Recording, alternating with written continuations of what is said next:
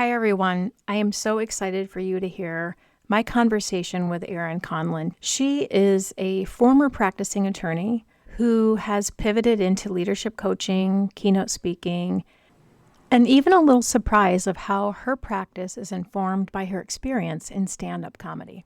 We're just two coaches talking about how our lived experiences as professionals have informed our coaching practices and how we both hope for more possibilities in the world.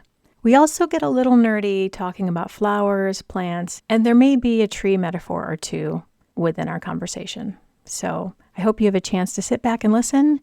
Thank you so much. I'm so glad you're here. Welcome to The Leader Journey, a series within the Rooted Leader podcast, a space for honest stories of transition, courage, and becoming. Here I sit down with folks I've met along my own journey who've stepped away from the structure of corporate life to explore something more meaningful on their own terms. These paths are rarely linear, often messy. My hope is that these conversations help you feel a little less alone, spark some reflection, and maybe even give you the nudge to trust your own journey, wherever it's taking you. Because your next chapter doesn't have to be certain to be worth beginning. Hi, I am so happy to have Erin Conlon with us today. Erin and I recently met as Chicago-based or Chicago area-based executive coaches for a program that we're working on, but she has a fabulous background. I can't wait for you to hear more. She's a non-practicing lawyer, an executive coach, and a keynote speaker. And there's a little bit of a twist that I can't wait to learn more about. So stay with us. Welcome, Erin. I'm so happy to have you here today. I'm so happy to be here. First of all, I just adore you. I feel like you are such a smart, beautiful, kind human being. And so spending time with you is always fun.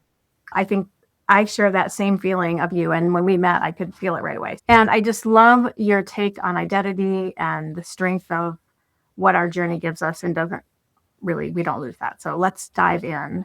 How would you like to define your current state of your leader journey? Who are you? I am an entrepreneur.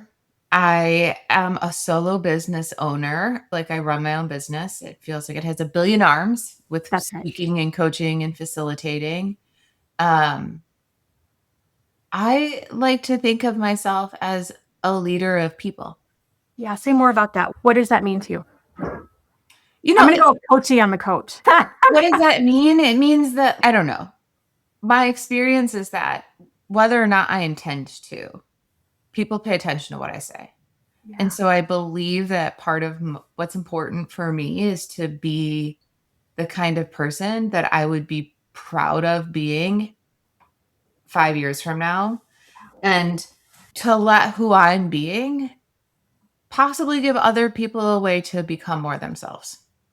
Yeah, because these paths, and that's the whole reason for this podcast, is to show people that not everybody has a linear career, that there are things that don't show up necessarily as transparent in LinkedIn and conversations. And that is part of the journey as well. Mm-hmm. What's your true passion besides leading people? What is, if you consider yourself just holistically as a person, what drives you? Probably possibility and transformation are my two biggest drivers.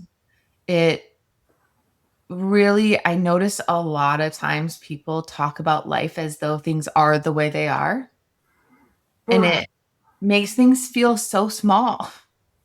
And the language I use for it is there's an isness to what life is. And the opportunity for things to be different feels so heavy and so impossible when we're stuck in the isness of our lives. Yeah. It is this way. My boss is this way. Work is this demanding, et cetera, et cetera, et cetera. My husband does these things. He is inflexible, whatever. Not all husbands are like that. I know that. You don't have a husband, but yes, I want to make sure that people know that you have done this on your own. Yeah, I don't have a husband, so I don't have that specific complaint. But I think that I thrive and get so much joy from people saying, "Oh, wait, it could be a little different. It could be this way." And just that little window of possibility create so much transformation, both as like a waterfall effect and as a broadcasting effect outwards. When people see that there's possibility for somebody else, they think that it's there for them too. Yeah, no, I really love that. So tell us a little bit about what led you from shifting from being a practicing lawyer to this focus now. When I was first a baby attorney, I worked for a plaintiff's class action firm. And I was like, I'm going to be like Elle Woods and I'm going to change the Right. world. And what I found was that the firm was very small. They didn't have a lot of development for new associates. I had no idea what I was doing. And they didn't have a lot of work. And so within a year and a half, almost 2 years, I got laid off. And I got laid off right at the beginning of the recession. Right. And maybe a year, I had an offer for shortly after I got laid off, and that offer got rescinded because of the economy. Because of the economy, for sure. And so for 2 years, I was underemployed. And I did things like join the Obama campaign. And that's when I started getting into comedy because I was like sitting at home going, I don't know what I want to do with my life, but I want to bring joy. And I love it. I want to bring joy. Okay, yeah. keep going. And so I took all these side quests on, and eventually I found a position at a large law firm that was not partner track. And that position was great for stability. It was great for me to get some professional experience. It was great for me to experience the roadblocks that come in corporate life when there's no intended path for you. And so it gave me all of this stuff to bump up against that also really met my internal drive and my need for growth and development. Yes. And by met it, I mean it hit like a brick wall. Yeah. I'm a growth mindset person in a fixed mindset world. Or in a fixed mindset position. Yeah. Whatever it was, like the role that I had at the place that I had it was not intended for growth. Which is what it was.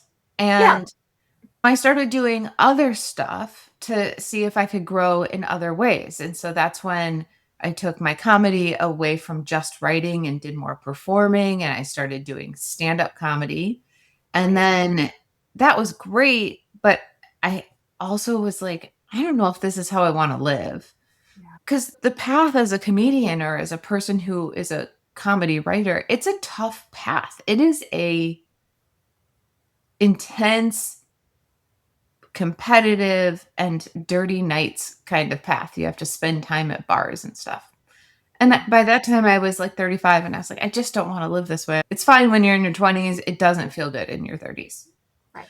And then I had a breakup where I realized after the breakup, like I started doing all of these things to be happy. Yeah. I went to South Africa. I painted my whole condo. I learned how to do fine art drawing. I'm very bad. But like I started taking up all of these other pursuits in addition to comedy. I learned how to ride a motorcycle. I bought a motorcycle. I did all of this stuff. And I was sitting on my deck one day and I was like reflecting on the year and reflecting on why I still felt really sad and why I wasn't feeling better. And I had this moment where I was like, I will not like my life if I do not like how I'm spending 50 to 60 hours a week. Yeah. Yeah, I get that. And so I looked at really what big was reflective moment, right? Yeah, it was like one of those, oh, I'm never going to forget this moments. Yeah. And I thought about, okay, what really is important to me that's missing? And so much of what was important to me was like connection with other humans. So you were at this point where it was almost like an epiphany for you. Right? So I had this epiphany and I looked at what was missing. I looked at the piece that was missing for me. It was like personal connection and impact. I wasn't changing anything. I was just like paper pushing for multi-billion-dollar companies. And I felt so disconnected that what I realized was like, okay, what I do a lot of the time is have conversations with people about how they're feeling and about what's important to them. And so the choice for me was like therapy, become a therapist or become a coach. And what I loved about coaching was that it's future oriented and project based. And it's about becoming who you want to become more than it is about fixing who you think you should be. When we met, you said that, and that really resonated with me. Is I hadn't always thought about it as future oriented, although it is. Therapy is more retrospective, and all there are pieces of our path that come into coaching, it is about hope and possibility, which I think, especially now for me and others, is so important. And especially if we consider the way that jobs are changing, careers are changing, it really leaves people in a situation of what's happening. This is not what I thought would be happening, and I don't know what to do. And they really do feel alone. So couldn't agree more. Yeah, that's the isness, right? Everything is happening to them. There's very little power about it. It takes back that agency. Yeah. Of, hey, I'm going to be in control of what I want to do. Oh, I love that. Okay. So you talked a little bit about, I'm looking at my notes over here. You talked a little bit about when you started to realize it was no longer suited for you. So when you decided to shift away from the practicing lawyer piece to the moving towards coaching, and you said it was not just about not enjoying what you're doing and growing, but it was that you didn't have a chance to make an impact. Were there anything that was incongruent with your values other than those things? It was more that it was just so far away from who I wanted to be. I'm closer to my values now than I was then. Yeah. But it wasn't a misalignment. It was just like we're 10 million miles away from where I want to be and what's important to me. And you knew it. You just knew enough. You were self-aware enough to know that wasn't who you wanted to be. Okay, I love that. So tell me a little bit about now. So we talked a little bit about like there's multiple things. It's like a portfolio career, which is not so common for folks, but it's hard and it's exciting. So tell me your experience with it. You do a lot of great things. It's hard and it's exciting, right? Well, if my values are possibility, courage, impact, then a lot of what I do actually makes a lot of sense through that lens, because I want to be able to impact as many people as possible. I want to bring courage and possibility to as many people as possible.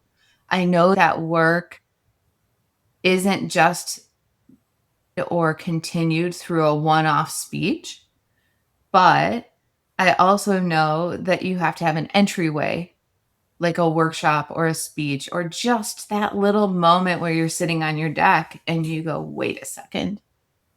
And so a lot of what I do now is for that, to do more of that elsewhere, to be with more people in a cost-effective way for them. Yeah.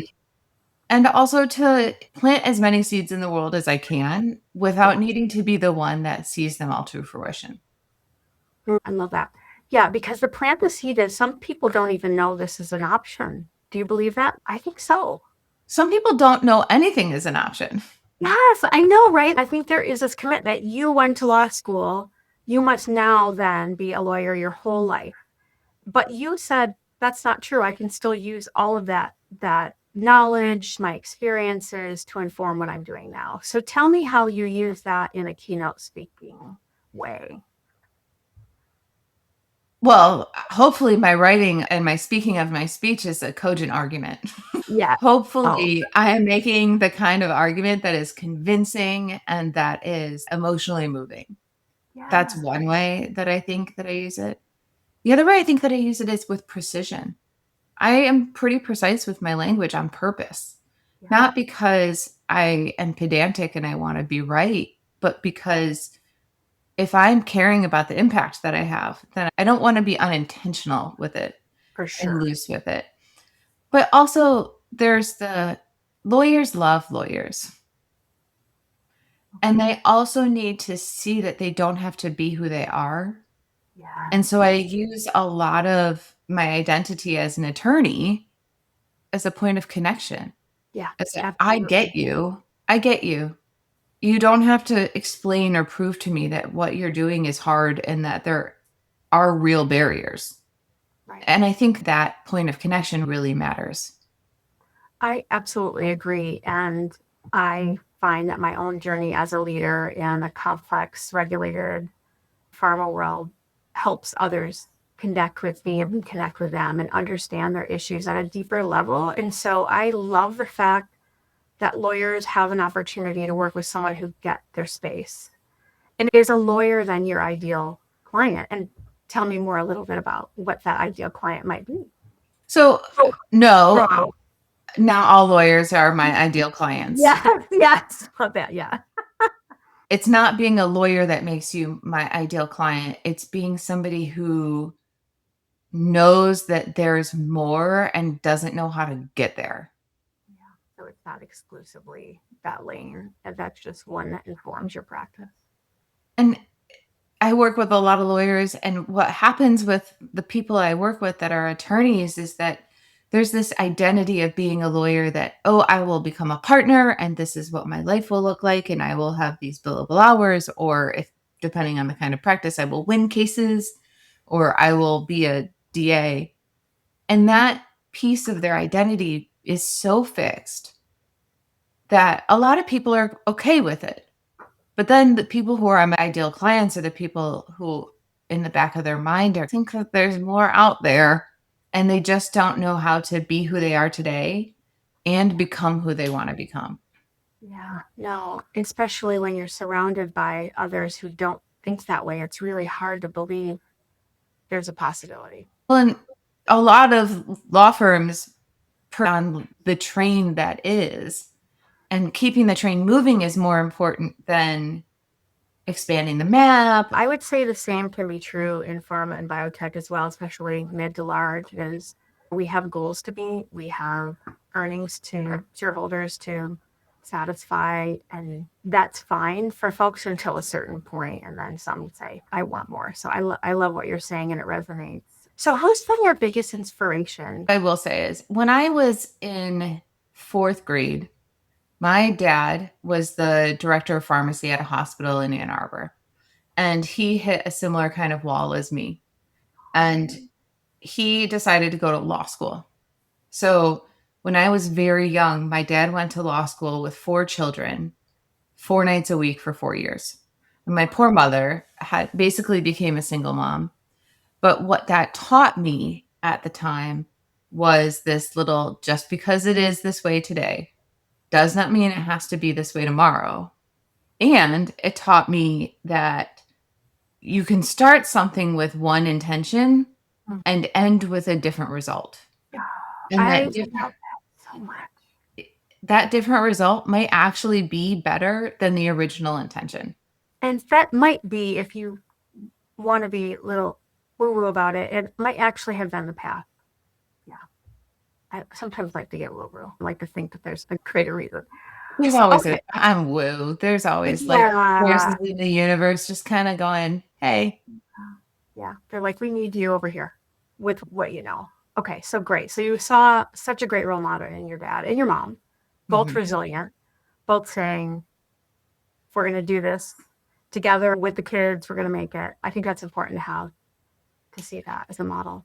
And you asked who's my greatest inspiration. I don't really want to become anybody else. I just want to become my best me.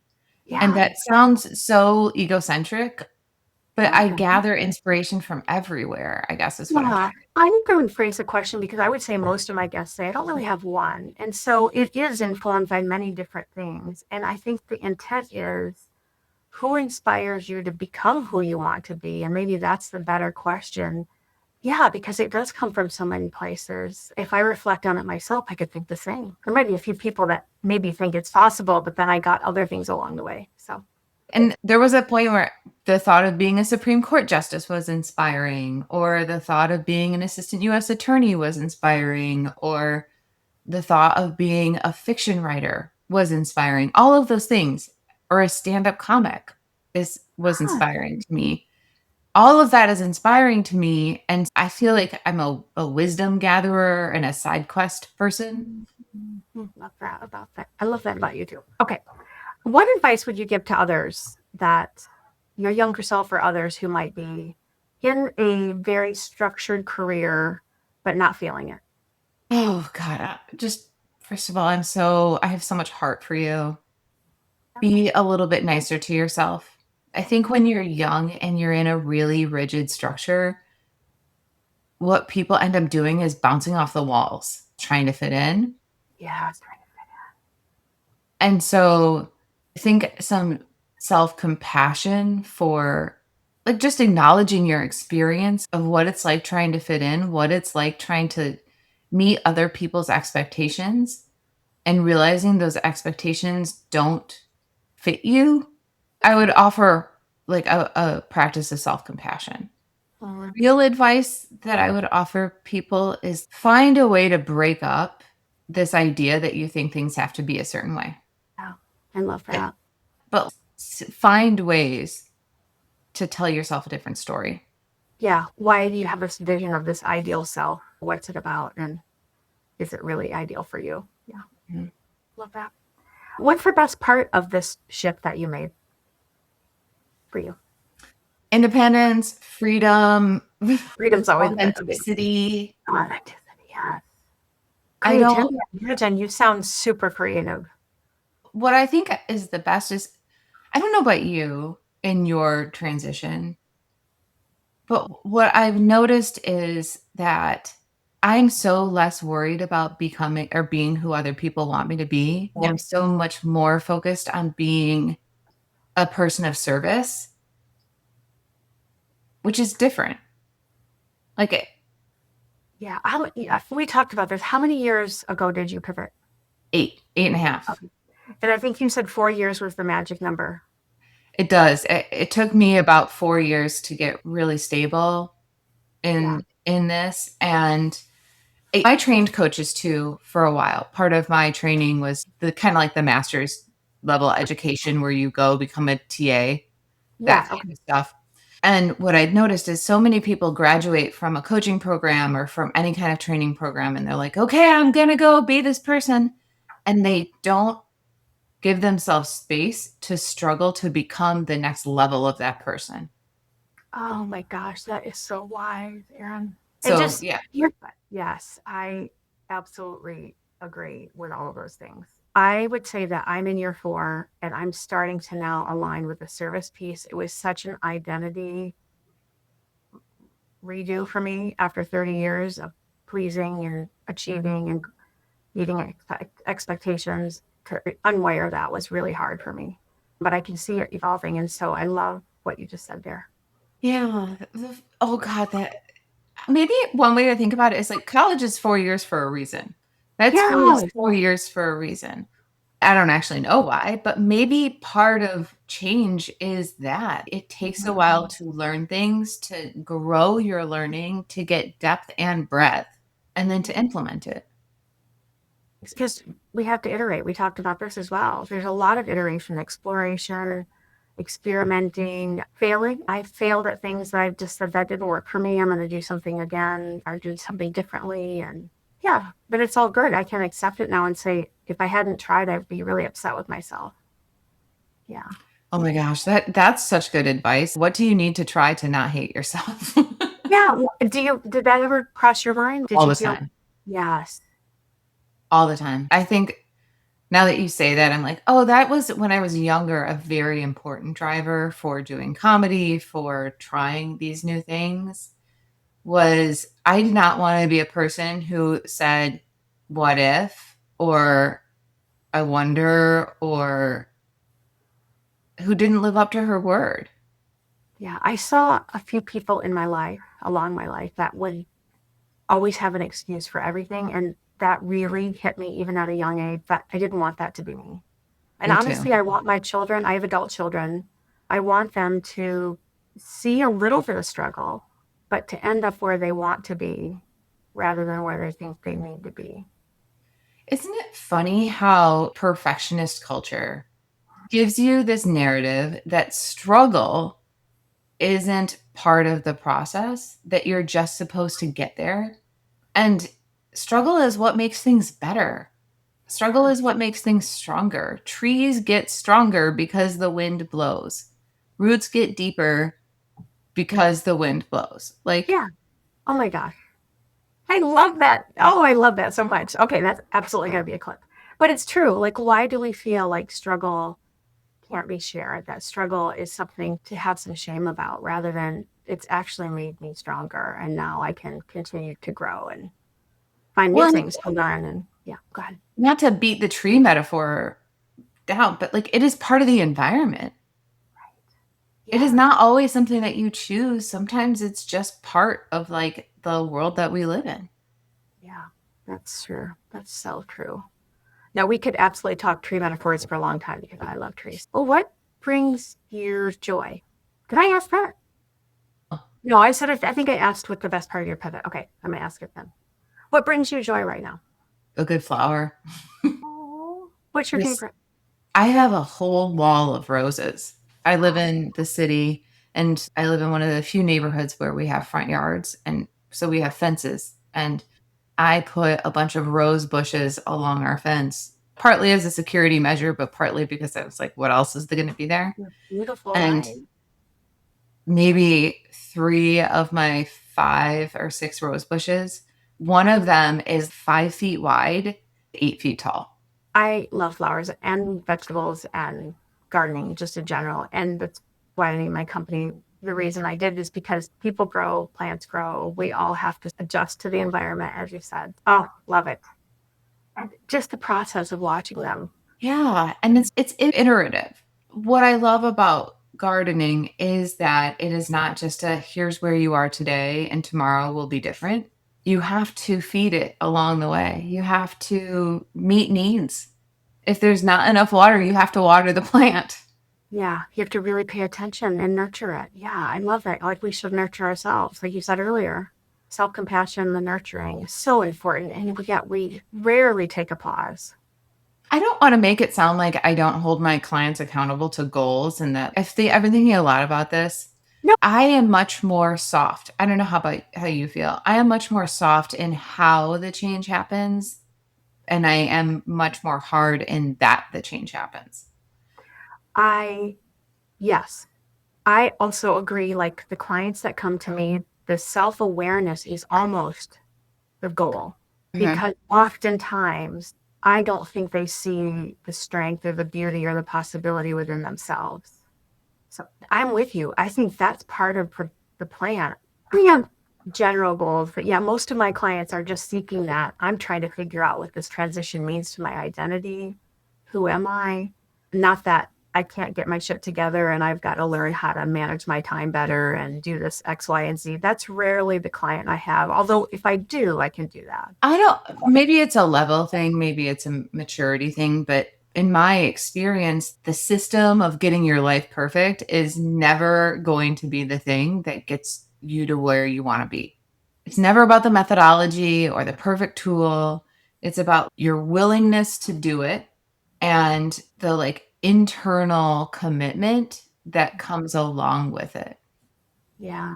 I'm studying motivation right now. And yeah, how do we find that intrinsic motivation versus that motivation that we think is internal, but it's really external? That's what we have to be to show others we're good enough. Or What are you finding in studying motivation? What are you learning? I've just started. I'm diving deeper into organizational psychology. And so we learn a lot about theory, and I'm a dork, so I love theory. But I was really shocked, though, that the extrinsic motivation includes those pieces where we think we need to be a certain level. But it makes sense that it's extrinsic, but I never thought of it that way. I really thought that's an internal drive, but we're still trying to prove something to somebody else, an external factor. So I think stay tuned. I'll share more. But yeah, that was a aha for me. I was like, oh, that makes so much sense. But I never thought about it that way. That kind of extrinsic motivation, trying to become the role that already exists, is so inauthentic. Yeah. It's No, I just say it works for some people, but it was just after, yeah, I think after a while, it no longer served me. And I can see that in many, and actually, even in the research, it says that many people come upon this time where our career goals and identity naturally shift to something different. it works to a point, I think is probably a better way of saying it. At some point you bankrupt it. Yeah. Okay. Love this so much. I could talk to you forever. Okay. Okay. What do you do that nurtures you? Oh, that's such a great question. To nurture myself lately, and I really need to get better at that. And I say this as a, hey, everyone does this thing where we are very good at nurturing ourselves and then we don't because we get focused on the prize or life gets in the way.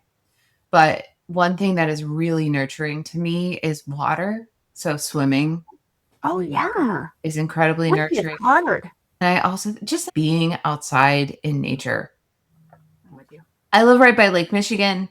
I consider that nature, even though it's the Totally. city. So And over nature. What do you mean? Yeah, of course. yeah, those are things that Yeah. nurture me. I'm right with you. And I can imagine because one of the hardest things for me with swimming is the breath work. So that must be meditative as well. Oh, it's so meditative. You do the meditation, you do the physical activity, and then you also like Chicago has free pools. Really? You didn't know this? All Yeah. of the city pools are free. I love that. And I'm glad that it's the way that you recharge. Okay. Anything else that you wanted to share before we jump into the lightning round question? Just that I really like being with you and I could talk to you for forever and I want to have an unstructured conversation with you too. I'd like that too. Yeah, it would be great because I just think we both have that same energy, and that I think you just nailed it though. The possibilities, I think was a word I really needed. Last year, I read a book called The Art of Possibility. Now that I remember, it's an old book, but I really enjoyed it, and I listened on audio, and it has a lot of classical music in it too. So it's one for folks if they're interested in having a little bit of a reset in their mind, which I needed. Okay, mountains or beach? Beach. Okay. I love it. Most people go, can I say both? I'm like, yeah, you could, but beach. I mean, I would say both, which is Hawaii, but Yes. Okay. Love that.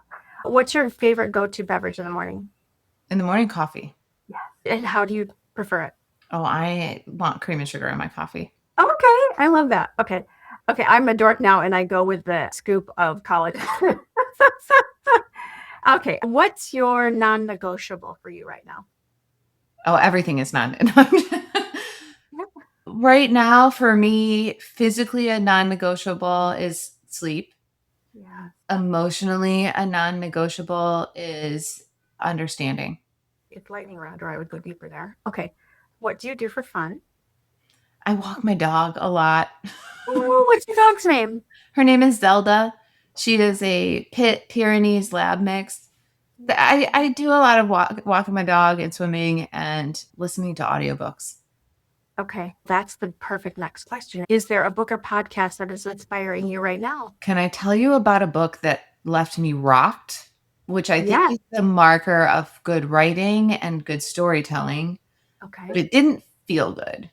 Oh. Okay, but yes. It's called A Good Person by Okay. Kristen King, and it is a fiction book of a personal narrative, first-person narrative, a girl who breaks up with her recent boyfriend and puts a hex on him, and then he dies. Oh no. Okay, you're smiling. But you liked how it was written. I thought it was very well written. Yeah. Okay. It's not a happy book. It left me feeling unsettled. And that's okay. You don't mind that. I don't mind it because for me, unsettled isn't a good or a bad thing, but it does give me places to think and to question. Oh my gosh. I really enjoy that. I will tell you, so my kids, I have adult kids. As a mom of adult kids, there are certain things I can't get rocked by anymore because I will turn them into worry. But I get that. I get that why. It leaves you questioning. It's about who we are and who we think we are. Oh, I love that. Who we are and who we think we are. I think those are always good things for us to question. Because like you said, we evolve always. Mhm. Okay. Complete this sentence. Now my work feels blank. Now my work feels satisfying. I just want more of it. Yes. I get that and I get that. Like it feels Yeah. like an appetizer and I want it to be a constant entree or a buffet. Okay, so if we talked about who your ideal client is, so that's here. Is there a request to be a keynote speaker at certain types of events? Any sort of event you'd like to be connected with? I would love to speak at leadership conferences. I speak about using failure as a way to cultivate courage. Your relationship with failure for you as a way to be brave. So I think leadership conferences are a really good place for that. Marketing wise, like this is why I'm bad at strategy because I'm like, But I get it. And I feel similarly about marketing. That's not my jam. First of all, I'm a scientist. Secondly, is I want people to connect with me first. And if that resonates with them and they have a need, then yes. And that's what you're saying is you want to be in places where you have the opportunity to have people think about where they are, what they want to be. And if it resonates for them to work with you, fantastic. great. Okay. We're going to put that out in the universe. And I'm just so thankful for your time today. So thanks, Erin. I'm so glad that we met.